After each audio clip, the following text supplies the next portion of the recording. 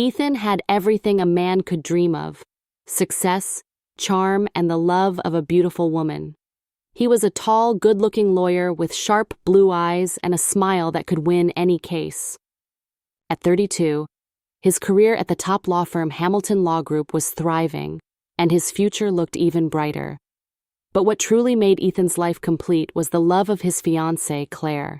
Claire was an artist with a free spirit, deeply passionate about her art, and full of energy. They met at a charity event, and it was love at first sight. Claire's hazel eyes sparkled with creativity, and her laughter was contagious. She added color to Ethan's otherwise orderly life, and they balanced each other perfectly. Over the past 2 years, their relationship had been filled with art shows, romantic dinners, and weekend getaways to the countryside. They were the ideal couple, admired by all their friends. However, as Ethan was getting ready to propose, he noticed a change in Claire. She seemed distant, often lost in her thoughts, and her cheerful laughter had become rare. Ethan brushed it off as nerves before the wedding. After all, their big day was just 3 months away, and he was sure everything would go back to normal once they were married. Then everything started to fall apart one rainy Friday evening. Ethan was buried in work at the office when he decided to surprise Claire by picking her up from her art studio. He had been busy with a major case lately and felt guilty for neglecting her. He bought her favorite flowers, white lilies, and drove through the heavy rain. When Ethan arrived at her studio, he saw something he would never forget. Through the big windows, he saw Claire in a passionate embrace with another man. His heart sank. It wasn't just a friendly hug. It was filled with emotion, and the man was no stranger. It was Alex Turner, Ethan's best friend since college. The betrayal hurt more than he could ever imagine. Ethan stood there, shocked, as Claire and Alex laughed together, unaware of his presence. He wanted to burst in, confront them, and demand answers, but he couldn't move. He left quietly, letting the flowers fall from his hand, now soaked by the rain. The next morning, Ethan tried to act normal, but every smile felt fake. Claire seemed distant, still unaware of what he had seen. As they sat at breakfast, Ethan couldn't hold it in any longer. "Claire, is there something you need to tell me?" he asked, trying to keep his voice calm. Claire looked up, surprised. "What do you mean?" "About you and Alex," Ethan said directly, watching as the color drained from her face. Claire's eyes widened in shock. She stumbled over her words. "Ethan, it's not what you think." But Ethan knew exactly what it was. Claire tried to explain, talking about confusion and a momentary mistake, but Ethan couldn't listen. Every word felt like another blow. "We were going to get married, Claire. How could you?" Ethan's voice cracked, and for the first time, Claire saw just how deeply she had hurt him. That evening, Ethan confronted Alex, who was clearly ashamed. Alex admitted everything, saying he never meant to hurt Ethan and that his feelings for Claire were unexpected. But Ethan couldn't forgive him. The betrayal was too fresh, and his best friend had now become his worst enemy. Ethan moved out of the apartment he shared with Claire and checked into a hotel. He needed space and time to think, but the pain followed him everywhere. His work began to suffer, and he distanced himself from his friends, embarrassed by how his life had fallen apart. Meanwhile, Claire was struggling.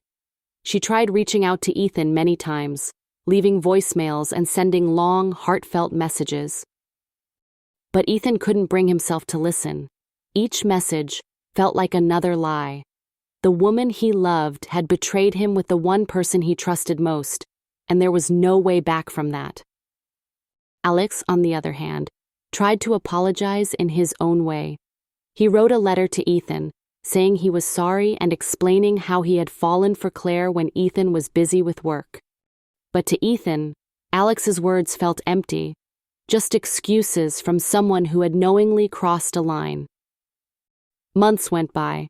and Ethan found himself sitting alone in a small, dimly lit bar, nursing his drink.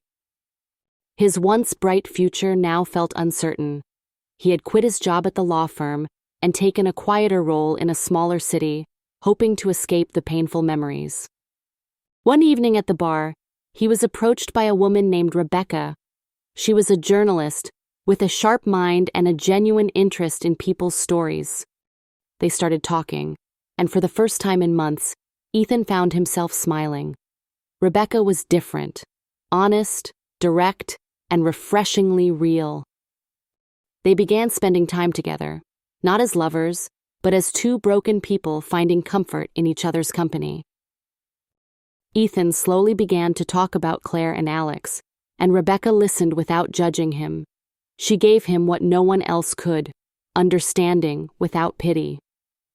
Through Rebecca, Ethan started to see his life beyond the betrayal, and little by little, he began to heal. Months passed, turning into a year, and Ethan rebuilt his life piece by piece. He moved back to the city, reconnected with his old colleagues, and even started his own law firm. One day he got a call from Alex, who was back in town for a conference. Alex asked to meet, not as friends, but as two people looking for closure. Ethan was hesitant but agreed. They met at a quiet cafe, both looking older and wiser after all they had been through. "I don't expect you to forgive me, Ethan," Alex said, his voice full of regret. "I've regretted what I did to you every single day." Ethan listened, his anger now softened over time. "I can't just forget it, Alex, but holding on to this anger has only hurt me more." They talked for hours, not as best friends, but as two people who had once been close, but were now changed forever. Ethan didn't forgive Alex that day, but he chose to let go of the bitterness, deciding he wouldn't let the betrayal define his life anymore. Ethan never got back together with Claire, but he didn't need to. His new life, built from the lessons of betrayal and the strength to move forward, was more than he ever expected. He and Rebecca stayed close, and though they never became romantic, their friendship was a great source of comfort and support. As for Claire, she eventually moved to Paris to focus on her art, hoping to start fresh. She and Ethan never spoke again, but Ethan occasionally saw her work in magazines, each piece a quiet reminder of the life they once dreamed of together. Ethan's life didn't turn out the way he had once dreamed. It wasn't perfect, and it wasn't easy, but it was his own. The betrayal had knocked him down hard, but in picking up the pieces, he found a way forward. He learned to let go of the bitterness and accept what had happened, even if the scars would never fully heal. Though he would always carry the weight of those who had hurt him, he also knew he had the strength to stand back up, rebuild, and keep moving on.